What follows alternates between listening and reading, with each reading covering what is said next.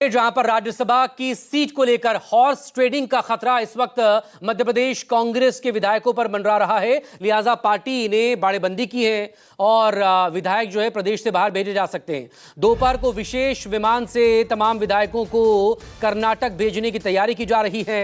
कांग्रेस ने दरअसल मध्य प्रदेश से राज्यसभा भेजने के लिए पूर्व सांसद मीनाक्षी नटराजन का नाम तय किया है। नॉमिनेशन उनका फाइल हो चुका है 8 तारीख को। लेकिन इस सबके बीच चूंकि बीजेपी की तरफ से तीसरे उम्मीदवार को उतार दिया गया है और ऐसे में अब कांग्रेस के जो विधायक हैं उनमें टूट का खतरा मंडरा रहा है। ऐसे में तमाम विधायकों की बाड़ेबंदी करने का फैसला यहां पर हो रहा है। दोपहर में कर्नाटक भेजे जा सकते हैं तमाम कांग्रेस के विधायक विशेष विमान से।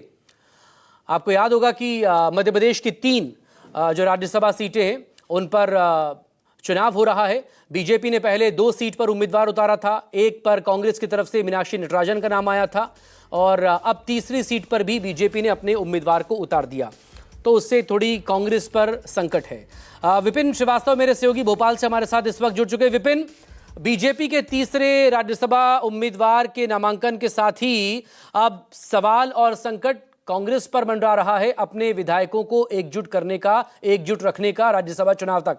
किस तरह की तैयारियां वहां पर की जा रही है?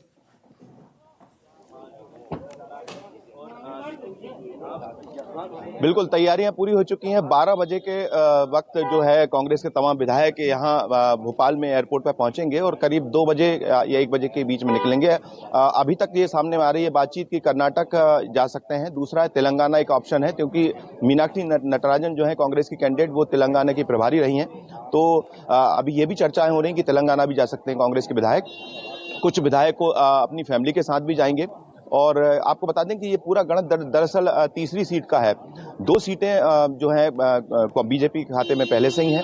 इसके अलावा जो तीसरा कैंडिडेट बीजेपी की तरफ से खड़ा किया गया है वहीं से हलचल शुरू हो गई है, क्योंकि तीसरे कैंडिडेट के हिसाब से अगर जो है 58 जो है वोट चाहिए होते हैं, 58 विधायकों के वोट चाहिए होते हैं, लेकिन मौजूदा स्थिति में बीजेपी के पास अभी 10 विधायकों की कमी है, 10 विधायक के वोट की कमी है। लेकिन कांग्रेस की बात की जाए तो कांग्रेस के पास अभी जो है 63 जो है एमएलए हैं कांग्रेस के, और 58 विधायकों के वोट के बाद ही ये जो तीसरी सीट है जो है इनके खाते में जा सकती है। तो ऐसी स्थिति में अभी कांग्रेस को यह डर सता रहा है कि जिस तरह से अगर बात की जाए तो अलग अलग तरह के जो इस पूरे उसमें घटनाक्रम में जो सामने आए हैं, जिसमें अगर निर्मला सर्पे की बात की जाए कि जो कांग्रेस की विधायक हैं लेकिन बीजेपी के मंच पर नजर आती हैं, तो अगर ऐसी स्थिति में अगर घटते हुए विधायक अगर देखेंगे या क्रॉस वोटिंग का खतरा होगा, तो कांग्रेस को यही डर है कि ये तीसरी सीट ऐसा ना हो कि उनके खाते से निकल जाए, जो कि उनके पास है और इनके पास जो आंकड़े हैं उस हिसाब से इनकी सीट बनती है। लेकिन कांग्रेस की जो गुटबाजी हमने मध्य प्रदेश में देखी है विपिन, सवाल इसको लेकर भी है,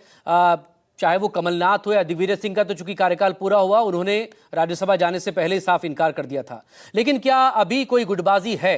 क्योंकि मीनाक्षी नटराजन का नाम यह है कि वो राहुल गांधी की तरफ से आया है, तो क्या कांग्रेस की जो लोकल लीडरशिप या स्टेट लीडरशिप है वो ये जोखिम लेगी?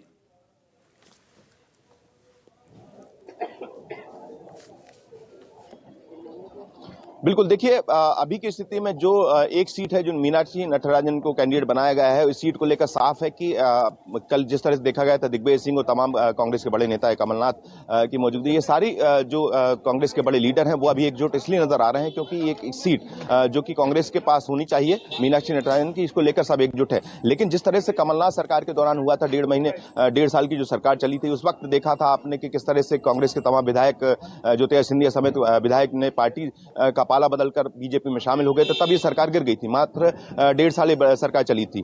इसीलिए इस बार ये खतरा है कि क्रॉस वोटिंग का खतरा यहाँ पर कांग्रेस के बड़े नेता महसूस कर रहे हैं। हॉर्स ट्रेडिंग की भी बात खुद जीतू पटवारी ने कही है। और सबसे बड़ी बात है कि देखिए बीजेपी के पास जो तीसरा कैंडिडेट जब खड़ा किया गया महेश केवट का, तभी से ये सुगबुगाहट तेज हो गई थी कि महेश केवट को क्यों खड़ा किया है, जबकि 2 कैंडिडेट ऑलरेडी उनके बन चुके हैं, जिसमें 116 सीटों पर बचती हैं 48 सीटें। तो 48 सीटों में 58 सीटों की जरूरत है, और ऐसे में अगर 10 सीटें कम होने के बाद भी अगर बीजेपी अपना तीसरा कैंडिडेट खड़ा करती है, तो यहीं से शुरुआत होती है इस बात की कि जो आरोप कांग्रेस के बड़े नेता जीतू पटवारी उमंग सिंह लगा रहे हैं कि यहाँ पर कहीं ना कहीं जो 10 वोटों की कमी है वो खरीद फरोख्त करके बीजेपी के द्वारा कांग्रेस के विधायकों की ऐसी तेज हो गई। इसलिए ये प्लान तैयार किया गया है कि आज तमाम जो कांग्रेस के विधायक हैं उनको यहां से शिफ्ट किया जाएगा। और जिस तरह की इसको तस्वीरें शिफ्ट करने के लिए नॉमिनेशन के कर्नाटक दौरान जो विपिन है, सामने अभी आई पहली थी, उसमें तमाम नेता एक साथ एकजुट नजर भी आ रहे थे।